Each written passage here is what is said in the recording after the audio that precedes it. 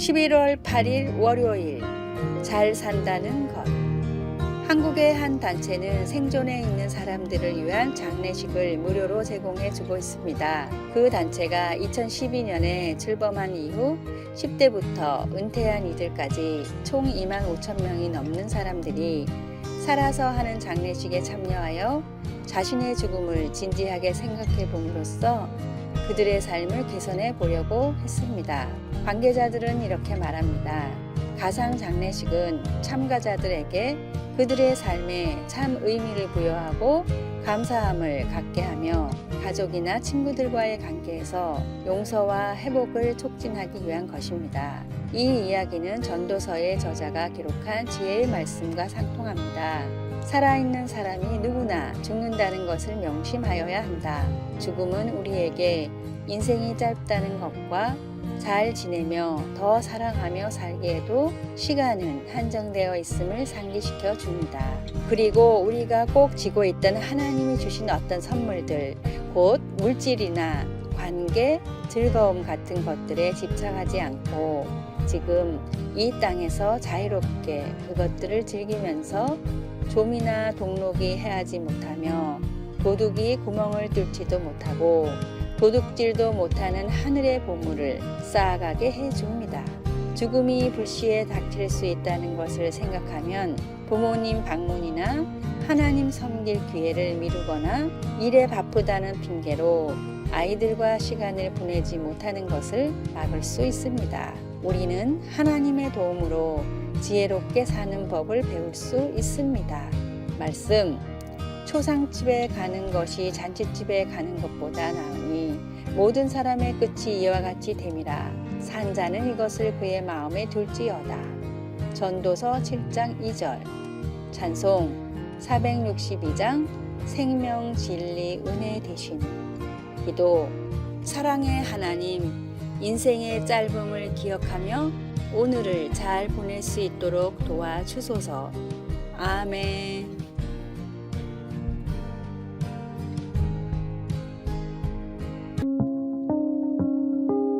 11월 9일 화요일 계약서에 적어야 할 것.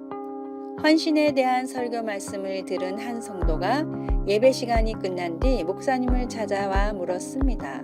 목사님, 저도 주님을 위해 헌신하는 삶을 살고 싶습니다. 그런데 열심과 헌신의 차이가 무엇인지 도저히 모르겠습니다. 목사님은 잠시 자리를 떠나 종이와 펜을 가져왔습니다. 그리고 종이에다가 이렇게 적기 시작했습니다. 위임장, 내 인생의 모든 것을 예수님께 위임할 것을 나는 선언합니다. 이 계약서의 날짜와 서명을 적고 그대로 따르는 것이 헌신입니다. 열심은 내가 내킬 때만 예수님의 말씀을 따르는 것이지만 헌신은 언제나 예수님을 따라 사는 것입니다. 그런데 많은 성도들이 헌신을 하겠다고 사인은 하지만 날짜는 적지 않습니다. 그리고 어떤 성도들은 오늘부터 헌신하겠다고 날짜는 적었지만 서명은 또 하지 않습니다. 저 계약서의 날짜와 서명을 모두 적는 것이 진정한 헌신입니다. 구원받고 새로운 피조물이 된 뒤에 어떤 결심을 하셨습니까? 그리스도의 제자가 되겠다는 계약서에 날짜와 서명을 모두 적으셨습니까? 적으셨다면 충실히 계약을 이행하고 계십니까? 하나님은 단 한 번도 나와의 약속을 어기지 않으셨습니다. 이제는 내가 드린 약속을 지켜야 할 차례입니다. 평생을 갚아도 못 갚을 귀한 은혜를 부어주신 주님을 위해 기꺼이 감사함으로 헌신하십시오. 오늘의 말씀. 그러므로 형제들아, 내가 하나님의 모든 자비하심으로 너희를 권하노니 너희 몸을 하나님이 기뻐하시는 거룩한 산 제물로 드리라. 이는 너희가 드릴 영적 예배니라. 로마서 12장 1절. 오늘의 찬송 213장 나의 생명 드리니. 오늘의 만나. 주님, 내 삶의 주도권을 온전히 주님께 맡기는 믿음을 주소서. 하나님께 내 삶의 전부를 오늘 위임합시다. 11월 10일 수요일 우리를 위한 하나님의 계획. 지난 6년 동안 아그네스는 목사 사모인 존경하는 시어머니를 본받아 자기도 완벽한 목사 사모가 되고자 노력했습니다. 그녀는 사모 역할을 하면서는 작가와 화가의 일을 병행할 수 없다고 생각했습니다. 그러나 이렇게 자신의 창의성을 억누름으로써 우울증을 앓게 되고 자살을 생각할 지경에까지 이르렀습니다. 그러다가 가까운 곳의 한 목사의 도움으로 그 어둠에서 빠져나올 수 있었습니다. 그 목사는 그녀와 함께 기도하면서 매일 아침 2시간씩 글을 쓰게 하였습니다. 이 일을 통해 그녀는 자기가 숨겨진 소명이라고 이름한 그녀에게 주어진 하나님의 부르심에 눈을 뜨게 되었습니다. 그녀는 내가 진정한 나 자신, 완전한 나 자신이 되기 위해 하나님이 내게 주신 창의력이 하나하나 그 통로들을 찾아 제대로 흘러야 했다라고 썼습니다. 그녀는 나중에 다윗의 한 시에서 본인의 소명을 찾게 되었다고 말했습니다. 여호와를 기뻐하라. 그가 내 마음의 소원을 내게 이루어 주시리로다. 시편 37장 4절.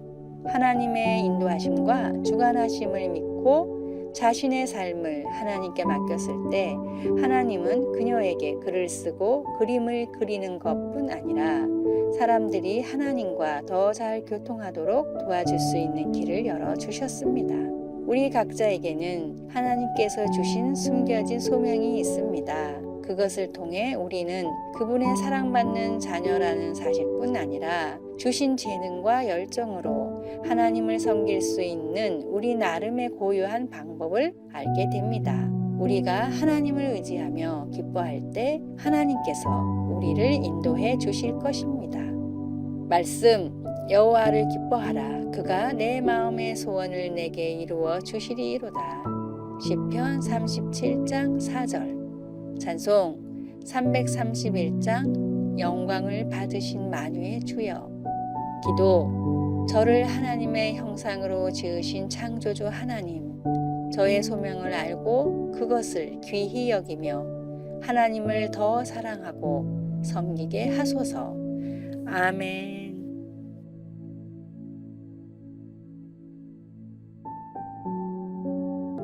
11월 11일 목요일, 영원히 사는 법.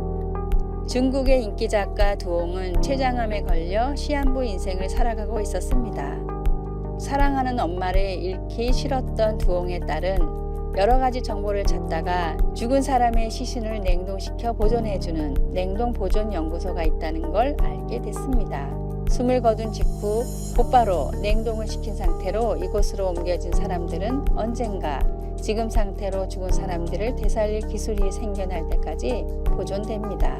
두옹은 믿져야 본전이라는 생각으로 1억이 넘는 돈을 들여 중국의 1호 인체 냉동 실험체가 됐습니다.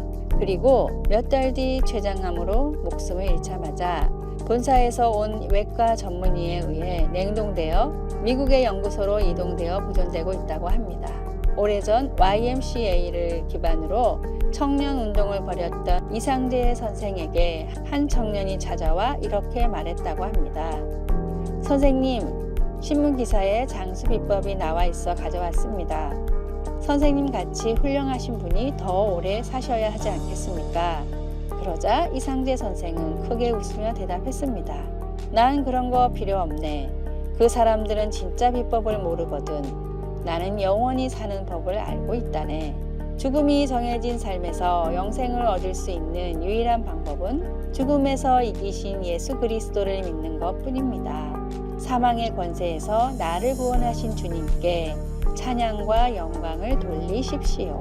오늘의 말씀, 하나님이 세상을 이처럼 사랑하사 독생자를 주셨으니 이는 그를 믿는 자마다 멸망하지 않고 영생을 얻게 하려 하심이라. 요한복음 3장 16절. 오늘의 찬송 236장 우리 모든 수고 끝나. 오늘의 만나, 삶과 죽음, 심판과 그 이후의 삶이 있음을 모든 사람이 알게 하소서. 부활하신 주님을 믿음으로 죽음 이후의 영생이 있음을 믿읍시다.